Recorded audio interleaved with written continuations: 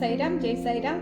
இப்போ நான் பேச வர்றது நம்ம பாபாவுடைய சீரடி சாய்பாபாவுடைய நாங்கள் சீரடி போன அனுபவங்கள் உங்களுக்கு சொல்ல போகிறேன்.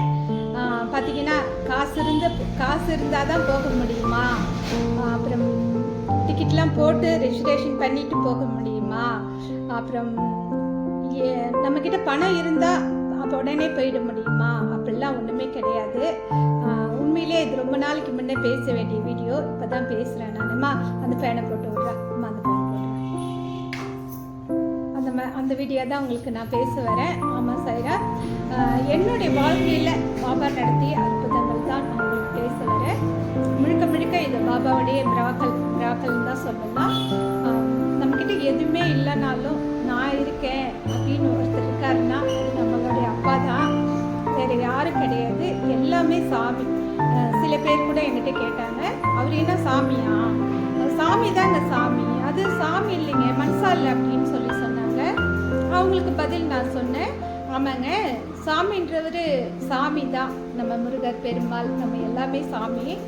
அப்பான்றவர் அவர் நம்மளுடைய குரு. சாய்பாபான்றவர் நம்மளுடைய குரு. அதே நேரத்தில் அவர் மனிதர் தான். அவர் மனிதராக இருப்பதோடு தான் நம்ம கஷ்டம் கண்ணீர் விடும்போதெல்லாம் ஏதோ ஒரு ரூபத்தில் வருவார். யார் ரூபத்தில் வேணாலும் வருவார். நம்ம பொண்ணாக வருவார், பையனாக வருவார். இல்லை என்னை பொறுத்தளவுக்கு எங்கள் வீட்டில் நிறைய ரூபத்தில் வந்திருக்காருங்க. எங்கள் கம்பெனியில் வேலை செஞ்ச ஒரு பொண்ணு, எங்கள் கம்பெனி ஸ்டாஃப் இருக்காங்க, அவங்க ரூபத்திலேயே வந்தாங்க. ஆமாங்க, நான் ஏற்கனவே வீடியோ போட்டுக்கிட்டு இருந்தேன். ஒரு சீரடி சாய்பாபா ஆலயம் கட்டுறதுக்காக கொஞ்சம் நன்கொடையெல்லாம் கேட்டுக்கிட்டு இருந்தேன். அந்த இடத்துல தான் நான் சொல்கிறேன். அப்போ பார்த்தீங்கன்னா நான் போய் கோயிலில் சாமி பக்கத்தில் இந்த மாதிரி உட்காந்துருந்தேன்னா பார்த்தீங்கன்னா நிறைய கூட்டம் சரசரன்னு வந்துக்கிட்டே இருக்குது. அன்றைக்கி எங்களுடைய அன்னதானம். அப்போ நான் அவளுக்காக எல்லாருக்காகவும் எதிர்பார்த்துக்கிட்டு இருக்கேன். ஒரு பொண்ணு வராங்க, அவங்க என்னுடைய கம்பெனி ஸ்டாஃப் வராங்க.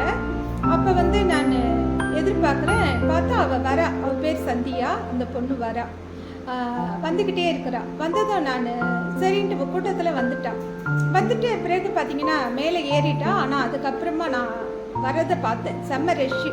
அப்புறம் நான் திருப்பி கால் பண்ணுறேன், அம்மா நான் இப்போ தான்மா வந்துக்கிட்டு இருக்கேன் அப்படின்னு சொன்னான். சரின்னுட்டு அப்போ நான் நினச்சிக்கிட்டேன் பாபா தான் வராருன்ட்டு.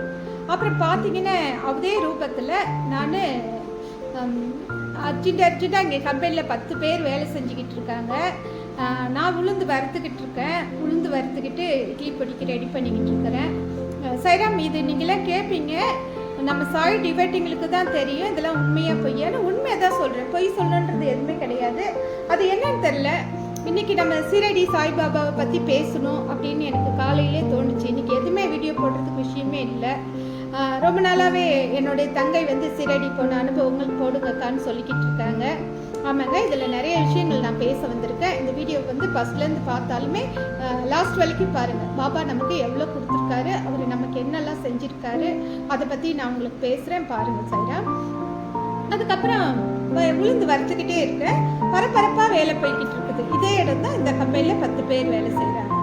அப்போ பார்த்தீங்கன்னா எல்லாரும் வேலை செய்கிறாங்க. உளுந்து வறுத்துக்கிட்டே வறுக்கிறேன். அப்புறம் பார்த்தீங்கன்னா நான் வறுக்கிறேன், அப்படியே நிமிந்து பார்க்குறேன். அவள் வந்தவன் அப்படியே என்னை நின்று பார்த்துக்கிட்டே இருக்கிறான். சரி, நமக்கு என்ன ஆகும், நம்ம வேலை வாங்குறோம். நானும் எல்லாருக்கூடையும் சேர்ந்து ஒரு ஓனர்னா இந்த மாதிரி சீட்டில் உட்காந்துருக்கணும் அப்படிலாம் கிடையாதுங்க.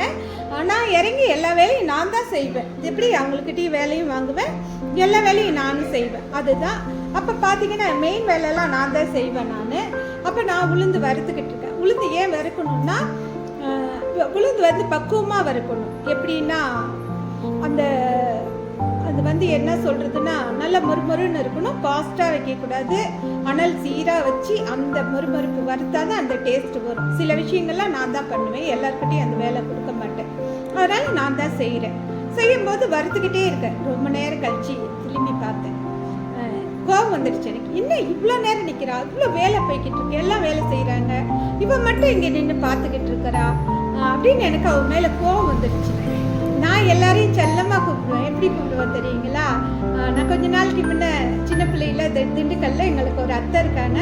அந்த அத்தைக்குள்ள அங்கே போனதில் அந்த திண்டுக்கல் பக்கத்தில் வாப்பில் போப்பில்ன்னு அப்போ பேசினாங்க. அந்த பழக்கம் தான் எனக்கு. செல்லமாக கூப்பிடுவேன். எப்படி கூப்பிடுவேன்னா, சில பேர் பாப்பான்னு கூப்பிடுவேன், சில பேர் காடா படான்னு கூப்பிடுவேன், சில பேர் வந்து பிள்ளை என்ன பிள்ளை அப்படின்னு சொல்லி ரொம்ப செல்லமாக கூப்பிட்டா என்ன பிள்ளைன்னு கூப்பிடுவேன். நான் நிமிர்ந்து பார்த்தேன், எனக்கு கோபம் வந்துடுச்சு அவன் மேலே.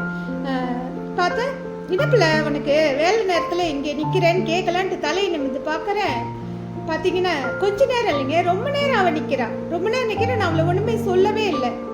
அதுக்கப்புறம் நான் கூப்பிடுறேன், கூப்பிட்ட கோவம் வந்துடுச்சு. நான் கேட்க போகிறேன், கேட்பல என்ன இங்கே பார்த்துக்கிட்டு இருக்க, என்ன பார்க்குற, என்ன உனக்கு இங்கே வேடிக்கை, வேலையை பார்க்காம என்ன வேடிக்கை அப்படின்னு கேட்கலான்னுட்டு நான் தலையை நிமித்தி அவளை பார்க்குறேன். பார்த்தா ஆளை காணோம். உடனே நான் பேரை கூட சொல்கிறேன், அந்த பொண்ணு பேரை சந்தியா சந்தியா சந்தியான்னு கூப்பிடுறேன். அங்கே வெளியில் தான் எனக்கு